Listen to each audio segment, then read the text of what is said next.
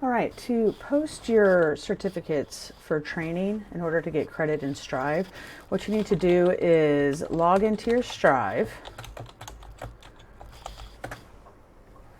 Or I'm sorry, log into Eduphoria, go to Strive, and up here it'll say My Professional Learning. Now yours will look obviously different than mine, but under Professional Learning, go to Portfolio, click on My Portfolio, and then Add New Portfolio Entry. And so this is where you would select what it is, and you just follow the prompts through. Put the title, the description, when it happened, and as you navigate through, it'll have a place for you to submit. So I'm going to put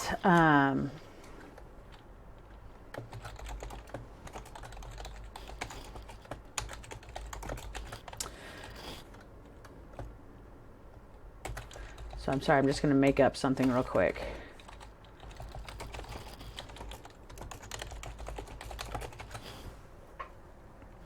Okay, hit next.